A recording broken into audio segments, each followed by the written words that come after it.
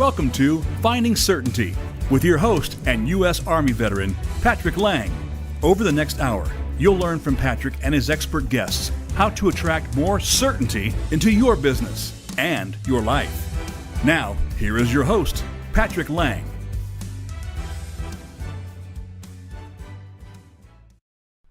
Welcome to Finding Certainty. It's our favorite day of the week. I don't know about you, but I look forward to Wednesdays every week, both because it's hump day, we're halfway through, we're on the downward cycle, but especially because I get to be here on Finding Certainty with extraordinary guests discussing this topic that is so important about how to have more certainty in our lives and our businesses.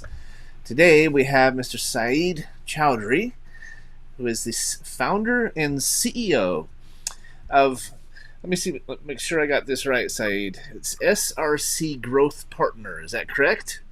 Yep, that's the one. Well, you're coming to the show from London, if I'm not mistaken. Are you? I know you're in the UK, but are you in London currently, or are you on the road? Yes, currently in London. One of the rare sunny days over here. Enjoying the sun, but not necessarily one of the warmer days. But yeah, very much so in London. Fantastic. I was in London not too long ago. I went and saw, I was in Italy for business, but I caught a quick Ryanair flight up and ate some fish and chips, went and saw the Lion King, walked around, saw some sights, and flew back the next day. So literally it was about a 24-hour turnaround, but I did get to be in London for the day, and it was actually a gorgeous day. It was beautiful, it was sunny and nice. So you don't get too many of those, I know that. Yeah, no. If you're going to be in London, you may as well enjoy what you can. And having fish and chips and Lion King sounds like a great day. And to get an additional bit of sun as well, it sounds like you made the most of your time here. Yeah, I did. I do that a lot. I'll go somewhere and I'll just pack it in. I'll go do a tour or go do something. I like those tours where you jump on a bus and they hit several of the highlights in the city, and 4 or 5 hours. And I think if you're not going to be there long, that's one of the best ways I've found to kind of get a glimpse, 10,000 foot view, right, of the city. And obviously, London, you could spend months there and not see it all. But anyway, so thanks for being here on the show. I mean, we had a great chat not too long ago about what you do, and I thought you'd be a good guest for Finding Certainty for a couple of reasons. And I always start my show out actually explaining why I've invited this specific guest. One is because there are so many companies out there looking for more lead flow. They're looking for a reliable, consistent lead source that they can count on, they can budget around, et cetera, et cetera. That's exactly what you guys do, and there's a lot of you out there. I mean, I get hit up every single day by lead generation companies, right? But so you're meeting a need that is very prevalent and very, I think, in demand, right? It's a concern. It's an area of where there's less certainty in a lot of people's lives. Yeah. And secondly, the way you're doing it is pretty unique. I think that in my experience, again, I get hit up by companies that offer lead services every day for our company, Certainty Management. But you're approaching it in a way that I think is a breath of fresh air. I think it can create more certainty for clients and at a little bit less of an investment, a more sure investment, most certainly. So that's why you're here. I appreciate you taking the time to get on and share your insights both on the industry in general and your approach and what you're doing for your customers. I think it's really interesting. So appreciate you taking some time to be on the show here. Pleasure to be on here. I've been looking forward to it since we had our last conversation. I've got to say, I had a great conversation with you, and I thought it was great. We had a lot of alignment in how we looked at things as well. So I think it's a great opportunity to be able to share with you and your viewers out there some of the great some of the things that we do to bring certainty to business owners' lives. 100%. So as we talk about lead generation, before we get into what you do and how you do it, let's talk a little bit about who you are, right? Because so much of whether a program works and whether it's something you can rely on comes down to who's behind it. And you're the founder. You're the founder and CEO. I'm the, founder's role is a little bit unique because you started the whole thing, right? It was your baby. It was your brainchild, and we go through a lot of different steps and iterations and growth to get to where it starts to be productive, and then it hopefully goes into something great. As you look back on your career, you didn't start in this space. You started in a different area. Maybe you can tell us a little bit about your background and kind of what led to who is Saeed, and how did you get to where you are today? Maybe let's do a little bit of a stroll down memory lane if we can. Yeah, no, I'd love to, and I actually really love sharing a little bit of my background because it is a little bit more unorthodox in the direction that I went in. I actually started off my career leaving university, finishing university, and going into accounting.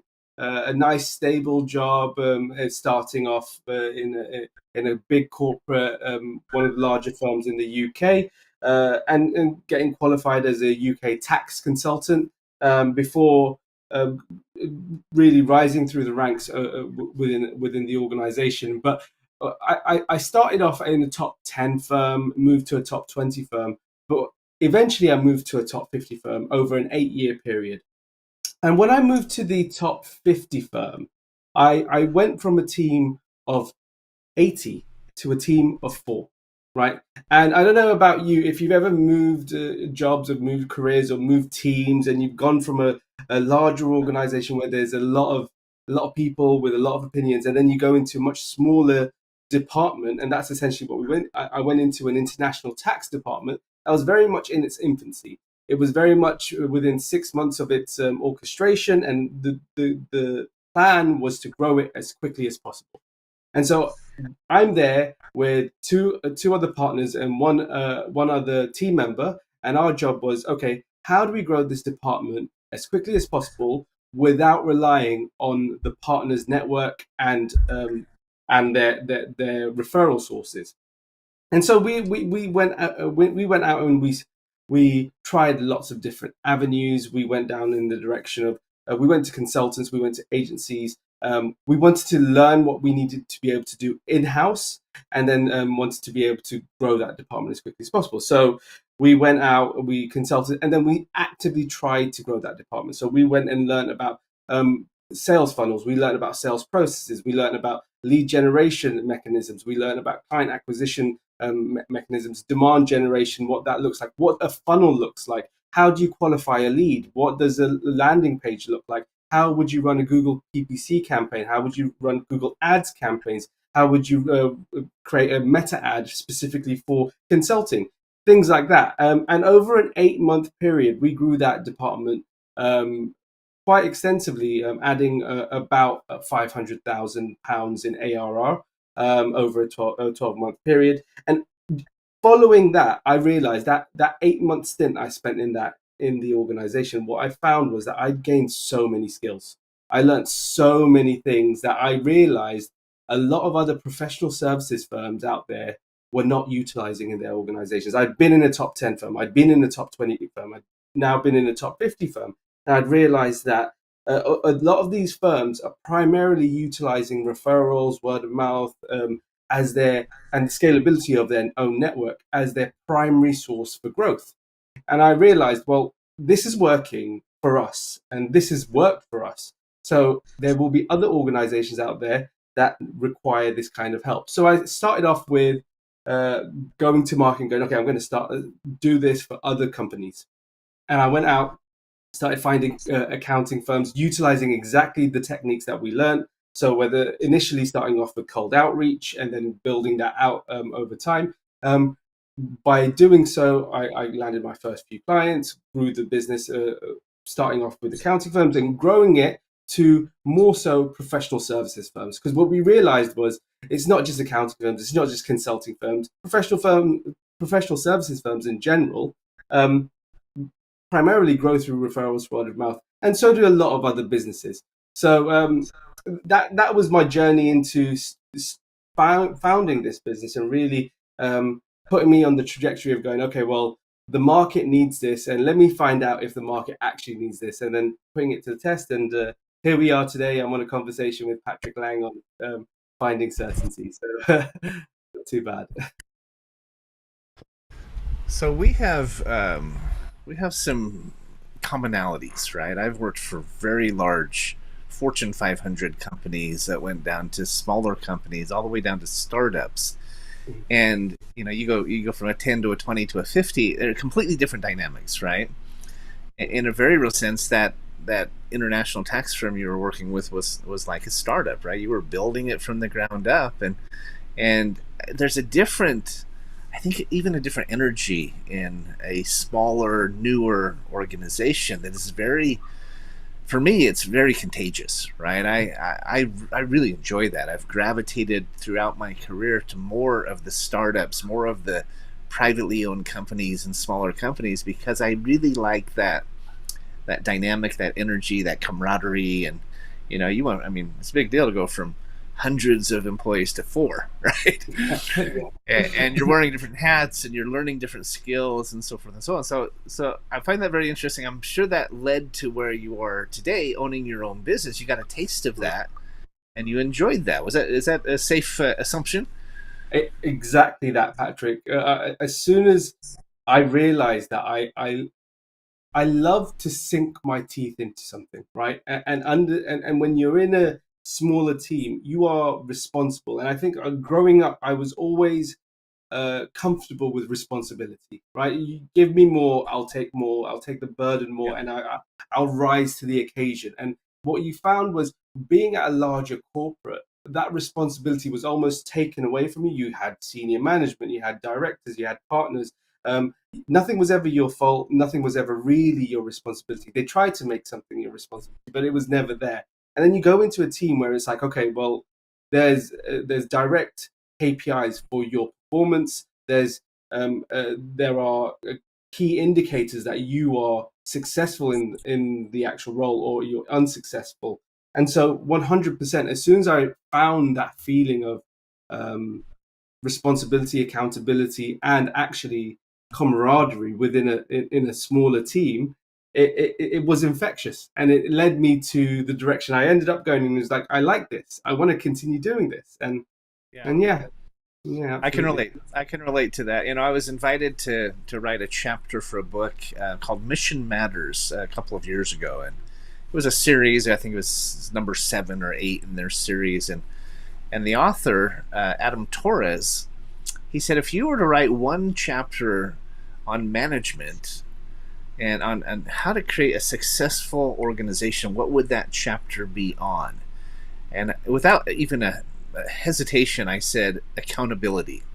Yeah. Right. And that's what I ended up writing on. He eventually asked me to write the introduction to the book and be on the cover with him. But that's a topic. And then later, I don't know if you know this or if you're listening, but the first Wednesday of every month, I do a monologue where I speak the entire hour. I don't have a guest. I have guests every other week. But the first week, I decided to start doing a monologue. And I'm going through the alphabet, focusing on these principles, these characteristics of certainty. Well, the very first one I did was A is for accountability, right? Because it's interesting. Not only if you can understand that and help your coworkers, your employees, your partners understand that principle, so much more gets done. Obviously, you have so many less issues and disagreements and conflicts. But you also, I think, because you're growing in the process, you're really truly growing into yourself.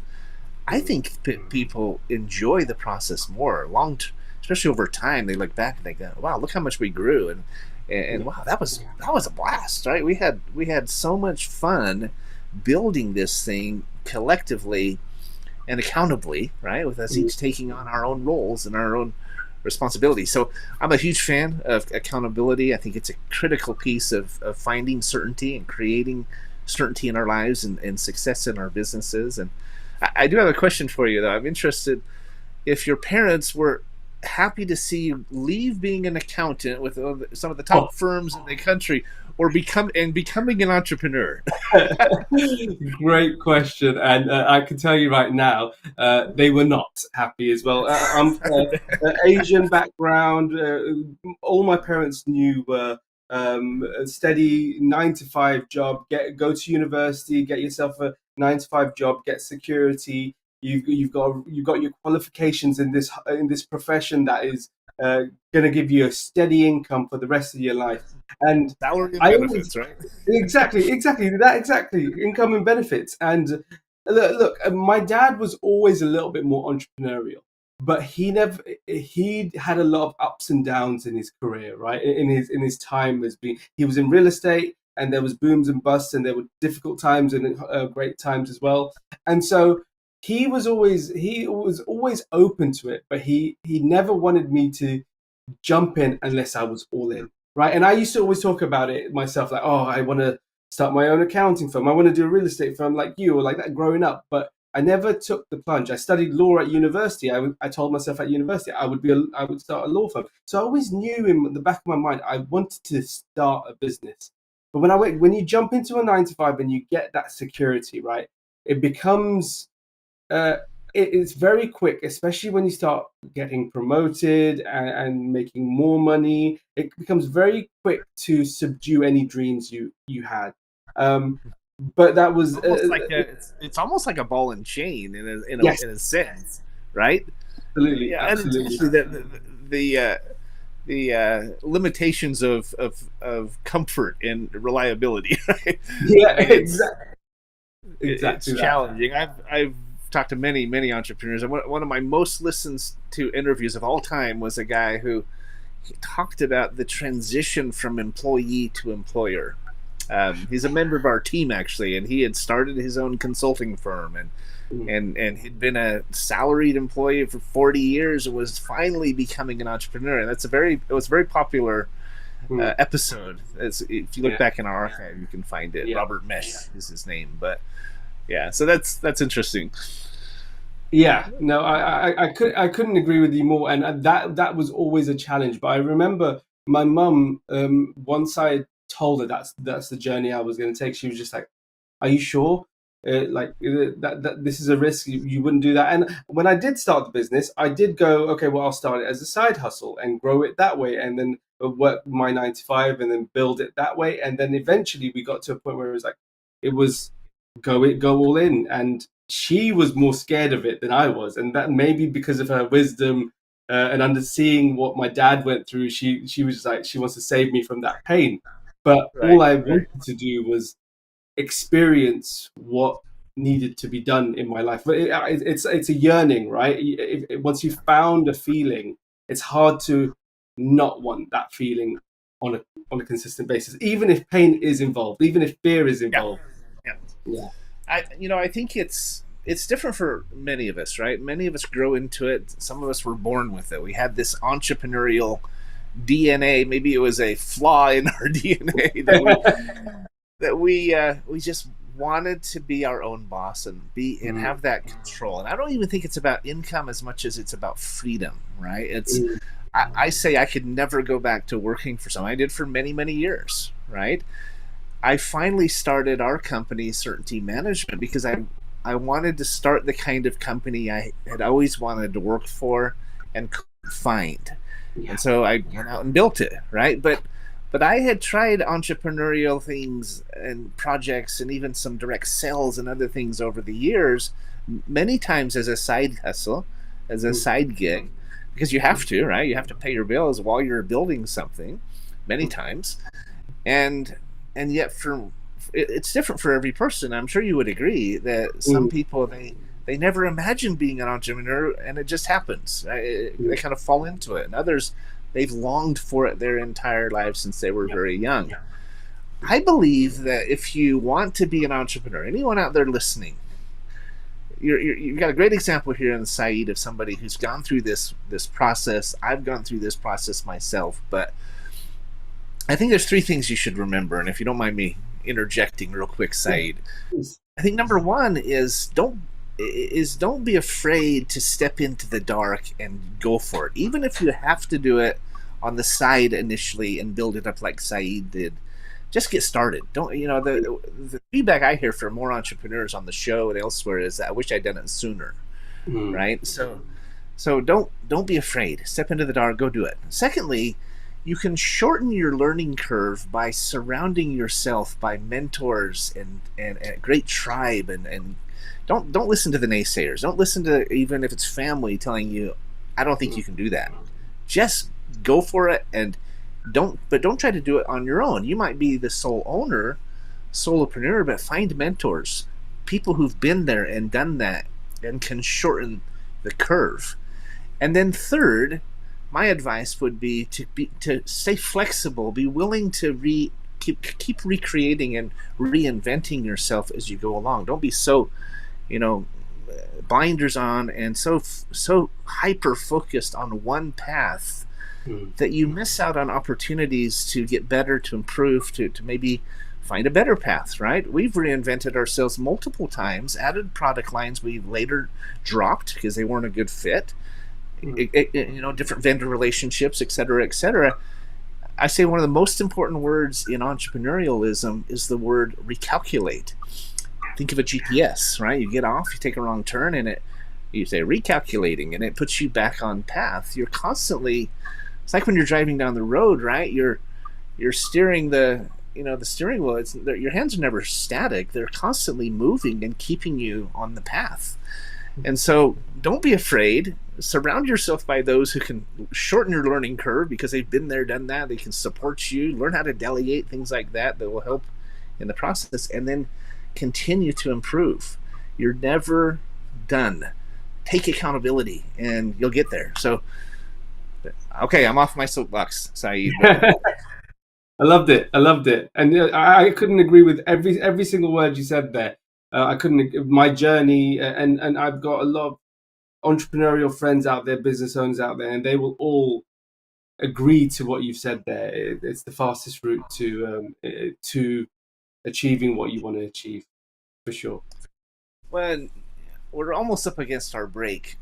We take a quick advertising break, but would you agree that once you get a taste of it and you start to see the success, you have the freedom, unlimited income potential, it is unlike anything else, right? No job can compare. I don't care if you're the CEO of a Fortune 500 company. I don't think it can compare to being your own boss and having that freedom, that unlimited income potential, et cetera, et cetera.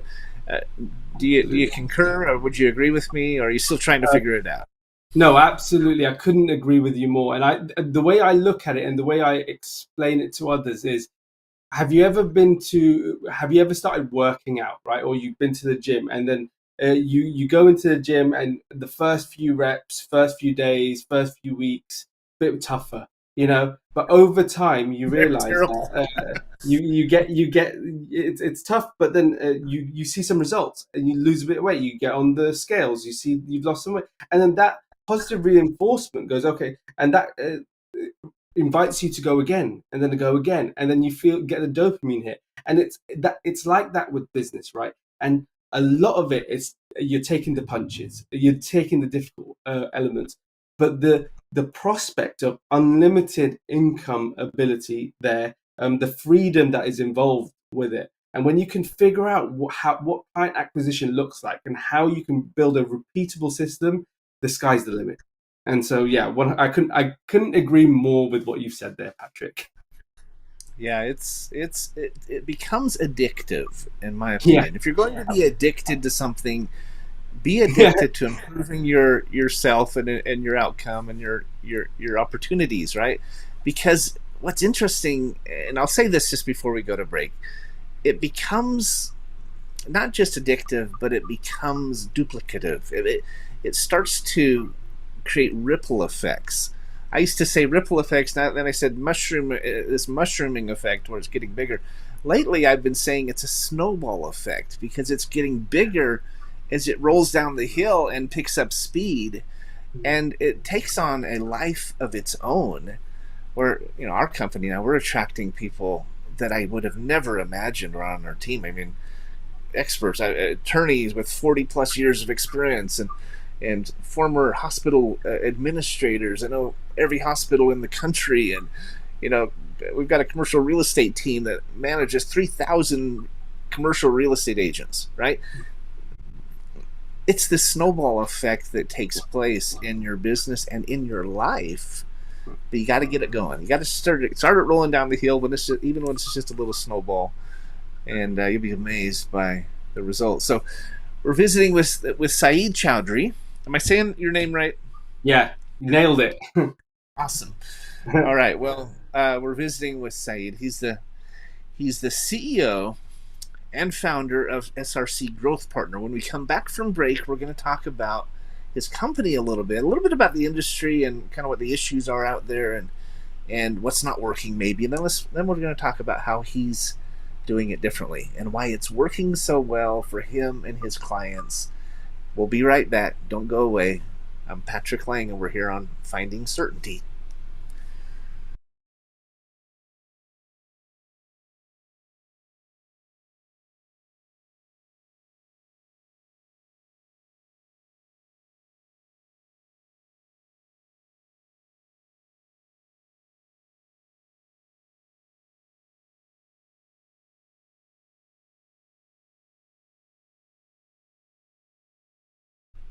We're back. This is Patrick Lang on Finding Certainty. We're visiting with Saeed Chowdhury. He's the founder and CEO of SRC Growth Partners. And SRC, I assume, is your initials. Is that safe to say?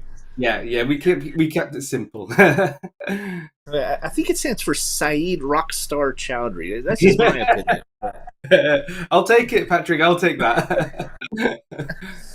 So like I was saying before the break, let's talk a little bit about the industry in general, because as I said, and most business owners will agree, they get approached by lead generation services every single day, and some are good and some are not, and some are better than others, some are completely fraudulent, right? And so let's talk about the industry in general. What is it that they're offering? What is it they're offering to do? Why is it needed? And maybe some of the issues that are in the industry. And then let's talk about how you're resolving them for your clients. It's a great question. And look, you said it earlier in the show, and I can tell you right now, lead generation looks very different nowadays than it did 5 years ago, right? And nowadays, I'm sure whoever's listening or watching today, yourself included, and myself, we're getting about 10, 15 new junk emails, spam emails every single day coming into our inbox saying, we can do this, we can do that, whatever it might be, offering specific services, specifically lead generation. And a lot of the time, what we're finding is there's a lot of need for new leads from every business. Every business believes that getting new leads into their business is the way for them to grow, right? And so it's a very attractive offer, or it was at one stage a very attractive offer to be able to offer someone leads for their business to be able to grow their business. The problem became when the market became saturated, right? So you're getting more and more lead generation companies who are, many of them can be, you touched on the fact that fraudulent is a word. Many of them can be cowboys in the industry. Of course, there's some legitimate companies out there, and there's some really great companies out there. But the bad apples typically are ruining it for the rest of the market and the rest of the industry when it comes to lead generation. Right. And so often. Yeah, absolutely. And so what's happening is a lot of these these companies are working with organizations, other companies, and they're offering them leads, and it could be anything from performance, retainer based, or a percentage of new revenue generated from any leads coming in. The problem is a lot of these lead generations have not done a great job, and they leave the business owner that they work with a bitter taste in their mouth. And so the more and more agencies, lead generation agencies they work with, and the more it fails, when they come across someone great or a great company, there becomes a lot more resistance to the actual approach. And that's primarily because lead generation has changed now over the last 5 years. 5 years ago, you could send out emails, you could send out LinkedIn DMs, you can do a number of lead generation activities to be able to generate good quality leads, warmer opportunities as well as cold opportunities that are willing to have a good sales conversation.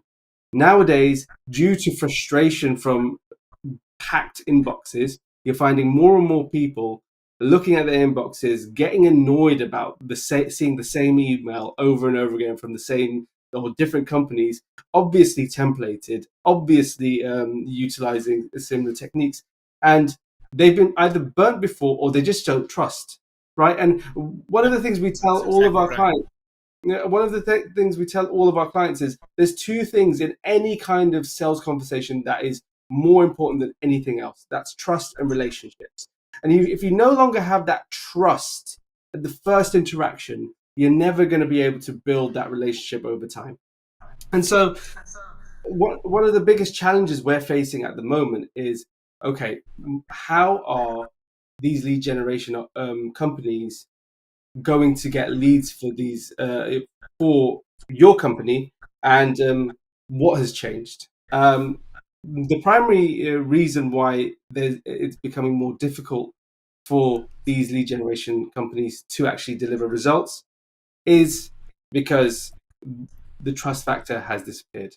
And that's where our approach really takes into account a completely different way to be looking at lead generation itself. We don't look at one area of the funnel when it comes to lead generation. We come in and look at the full spectrum, right? Because a lot of the times when an organization starts working with you and they go, oh, we want leads, there's no guarantee that these leads will close. There's no guarantee that these are good leads. There's no guarantee of anything. The only guarantee is you've got on a call with an individual that might be interested in the service that you're providing, but there's no guarantee of anything. And so when we come in and we partner with our clients and our other organizations, what we take responsibility for is the full spectrum. So what we call from cold to close, from cold to cash in the bank. We look at the lead generation aspect. We look at how you would firstly what your go-to-market strategy is, what's the client acquisition channel that you're going to use, and then what's the sales process required to be able to nurture that lead into cash in the bank, right? Because that's what we really want. We don't want leads for the sake of leads. We want the actual outcome that a good lead actually is, which is the cash in the bank and the delivery of the service that we want to be able to deliver for them. And so that's where we come in and we look at that. That's one of the frustrations for many business owners, ourselves included, when people promise leads, right? Yeah. Especially a high volume of leads, right? Or because there's a difference between quantity and quality for sure, but because I don't have time to sift through a bunch of tire kickers, right? I don't have the interest in talking to leads who really don't understand what we do, don't have a serious interest, maybe haven't already had some of their questions answered, et cetera, and have then stepped forward and said, yes, I'm interested in learning more. They don't have to be sold yet. They don't have to be committed yet, but they don't have to be committed to close, but they do have to be committed to explore, right? To learn more, and we can do the rest, right? But that's a problem with lead generation in my experience, and why I really have avoided it for most of our career. Our entire business has been built on word of mouth, as you know, right? We've talked about that, but so it's, I think understanding these different nuances and these different steps of the process, and holding that prospect's hands all the way through to the end is what sets you apart, in my opinion. I think it's very unique in this space. That's one of the reasons I wanted you to be on the show, because it's definitely more certain, right? It's definitely more it's something you can actually plan around and forecast for and budget for Mm. much more effectively than just throwing dollars at Google ads hoping to get a steady stream of good prospects, which they rarely are, right? Absolutely, absolutely. I think one of the key factors is that sales element, and whether you call it business development, whether you call it sales, and the words are interchangeable. Um, the element of having a consultative sales approach to actually bringing in opportunities into the business, and by an opportunity that is a lead that is interested in your service and it wants to make a purchasing decision, right? But a lot of the difficulties come in the fact that, and I'm sure this is very common in every industry. Salespeople will complain about the marketing leads. The marketing people will complain about the lead, salespeople, and so we essentially come in and go, well, we do both, right? We're helping you with both. We're not complaining about any of these. We're fixing the bottlenecks because things will go wrong. We're fixing the bottlenecks so that the cash arrives at the end of the day. 100%. I Mm. remember it might be a little bit of an odd example, but I managed a sales team in Portland, Oregon, many years ago, and one of the issues they had was marketing and sales were constantly at each other's throats for exactly exactly as you're saying, right? The leads aren't good, and then the marketers would say the leads are fine, the salespeople aren't good. And when we blended the two into more of a kind of a hybrid team, where the marketers had to even just go out on a ride along and see the end result of their marketing lead, right? And the salespeople had to generate their own leads, and we actually bonused them. We paid them a little bit more if they self-generated a lead. They took it all the way to the end. They started understanding a little bit more of, it's the old adage of walk a mile in another person's shoes, right? To understand them, to have some empathy for them. And it really helped. We actually, it's one of the things we did that grew that company from 3.5 million a year to 7.5 the next year to 16 million to 20 million. We became the number one branch in the country out of 65 offices. Wow. And I really attribute it to getting our marketing and our sales understanding both ends of the spectrum, understanding each other's role, right? So I love that, because if you understand both and you're actually delivering both, that's a brilliant approach, Saeed. Hats off to you. So that's impressive. I appreciate it, and it doesn't come without its challenges, whether it's operational, whether because the one thing about generating demand, building, generating leads is that okay, you once you built out the pipeline, the sales process can be quite like you're dealing with people, right? You're training people on the sales process.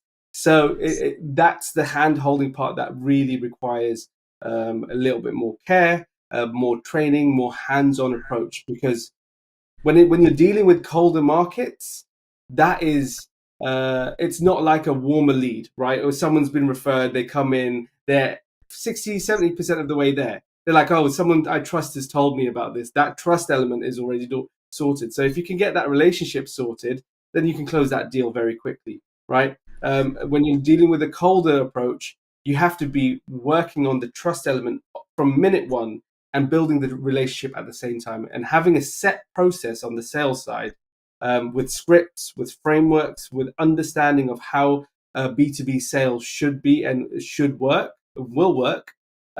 It brings more certainty to the process, and that's Right. what we're here to talk about, right? I think of you're familiar with this, I know, but anyone out there listening, there's this process called the trust ladder, right? Or the value. It's often called the value ladder.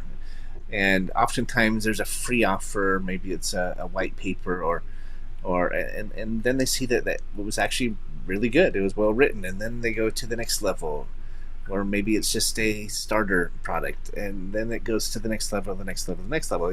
You think of dentists do this perfectly, right? They have you come in and get a free X-rays and a free exam, and then they find there's a cavity, they fix that for you, and then you come back for a cleaning, and they start to build that relationship, and they're moving you through this value ladder.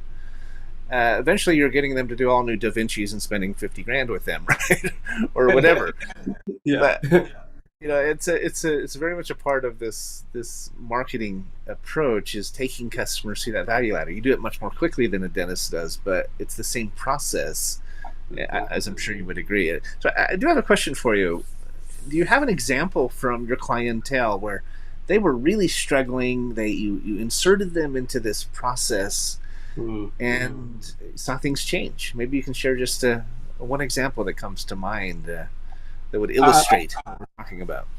I love this question. I love this question. Um, I'll give you an example of a client we have. We have a number of clients throughout globally in Europe and in the US. I'll give you an example of a client in Europe, one of our larger clients.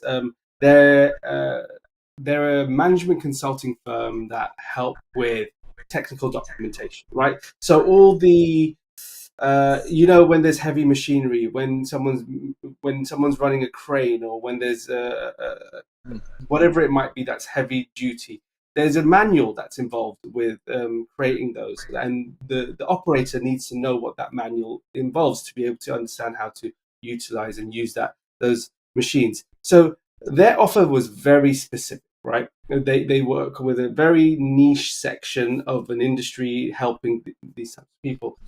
They had worked with one other organization previous to working with us, and they had tried to build out a lead generation process, including online selling via Teams. They're based out in Austria, and they were selling to organizations in the US, UK, really large organizations, multi, very very much global organizations, but they were struggling with actually closing opportunities through a sales process and even generating those opportunities on a consistent basis.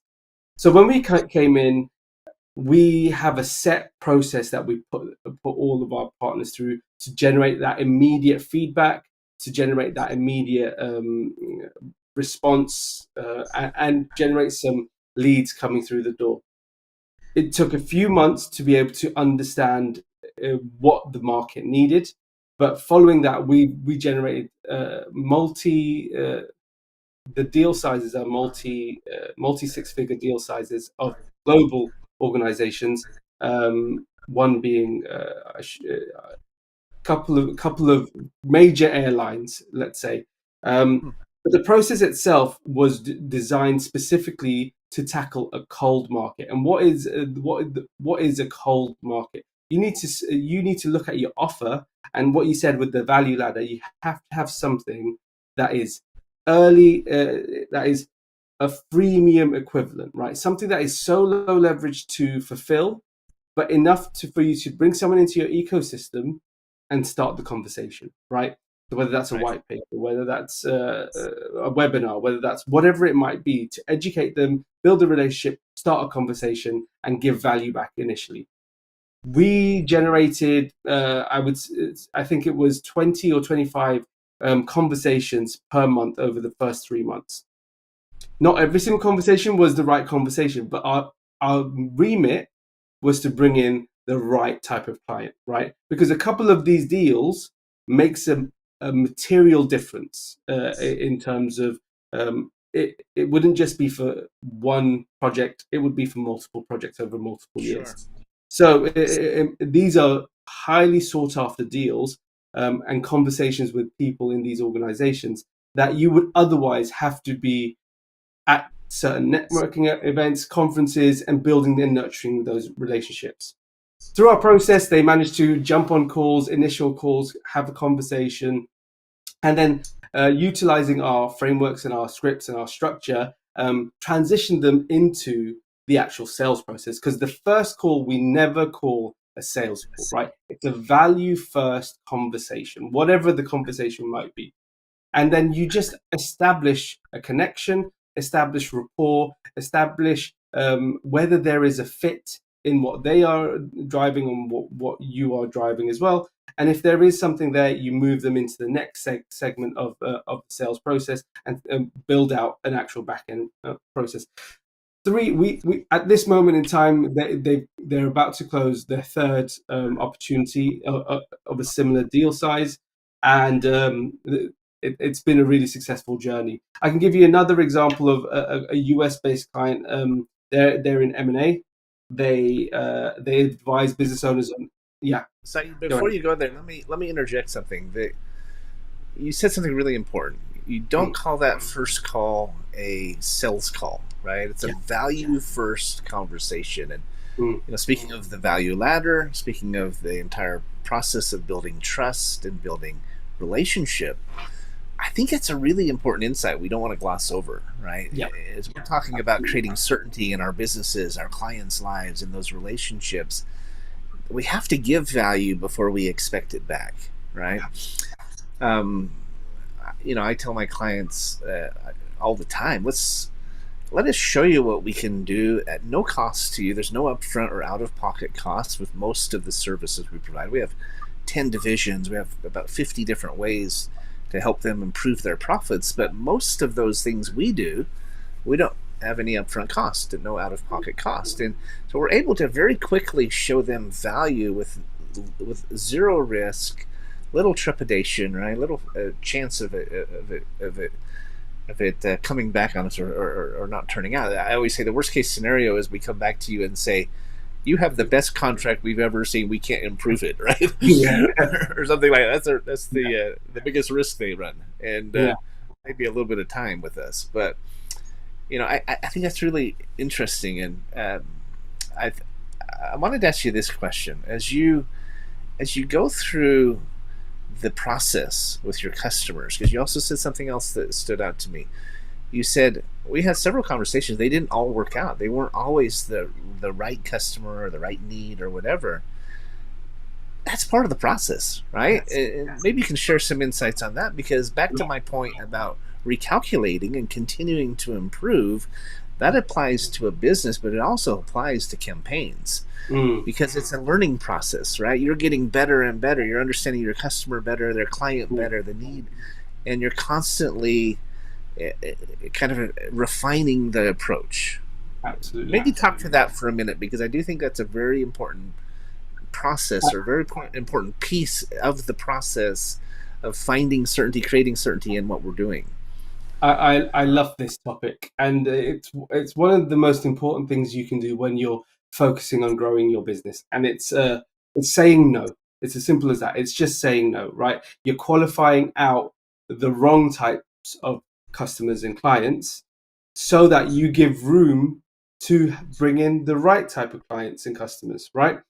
Yeah. Marketing is very much a game of optimization, and a lot of the time when people individuals, business owners go into an activity of marketing, whether that's going into advertising, Google Ads, Meta Ads, whether that's investing in an agency.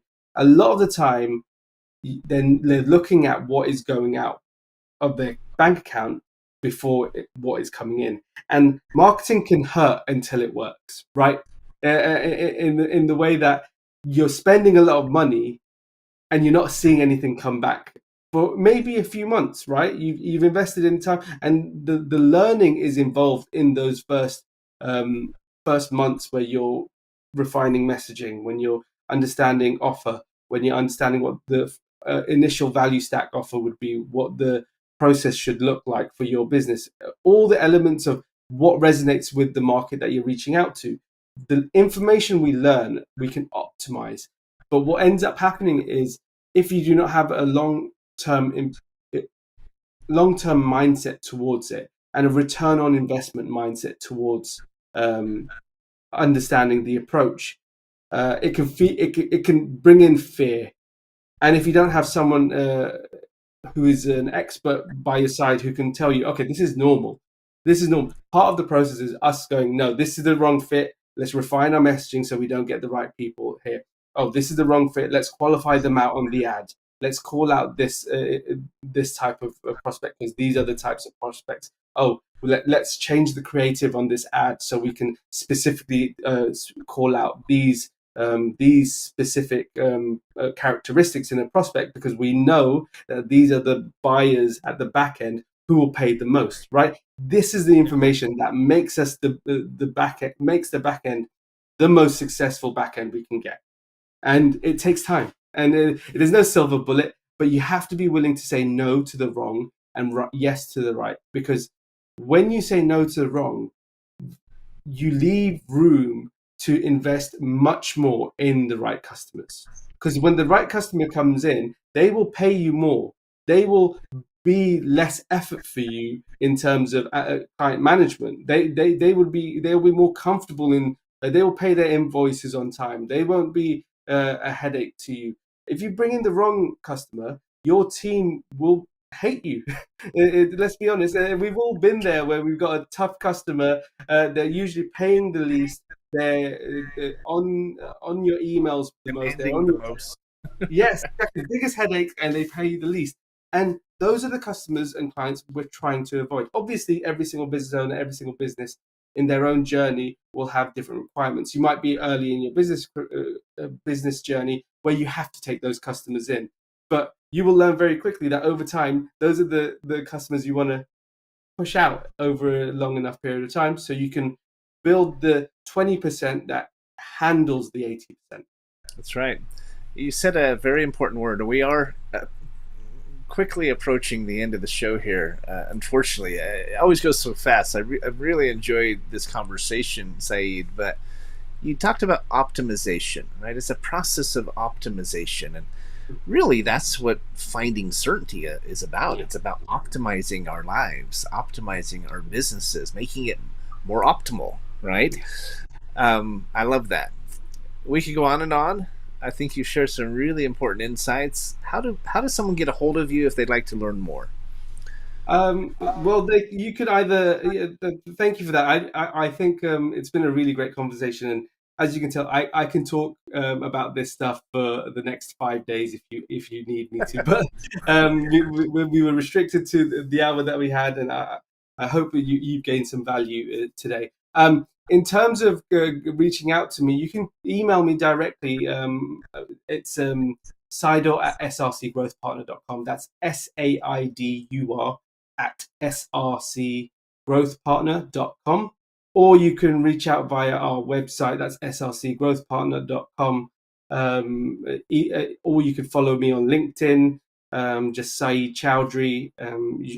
I should come up. SRC Growth Partner again. Any of those avenues, feel free to reach out in any way, shape, or form. You know, at the very beginning of the show, guys, I talked about the 3 ways to make it easier, to make it work, right? 1, just get started. 2, surround yourself with partners, mentors, and a tribe that can help you get there and help accelerate your learning curve. And his name is SRC Growth Partners. That is exactly what you need. Whether it's Saeed or someone else, but don't be shy, right? Don't be afraid to ask for help. One of the most important accountability questions we can have, and we can ask ourselves, is what else can I do? And oftentimes it's, I need some help, right? Even when you're starting out, you have a limited budget. Talk to people like Saeed. It might be a small investment, but the return can be enormous. It starts to pay for itself. It starts to self-perpetuate very quickly. And that's how we got to do it to get there. So, Saeed, thanks for being here on Finding Certainty. I appreciate your time, and maybe we'll have you back another time. We'll talk more and dig down on some of the other details. So thanks for being here. It's been an absolute pleasure, Patrick, and you've been a great host. Thank you very much for having me. My pleasure. Certainty's out there, guys. You can find it. We can help. Wish you the very best. Have a great weekend, rest of the week, and a great weekend. We'll talk to you next week.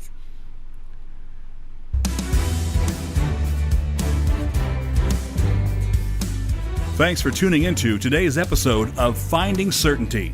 We hope you've gained some more insight into how to create more certainty in your own business or nonprofit. Join us next week for another taste of the Certainty Experience. Until then, we wish you greater certainty in all that you do.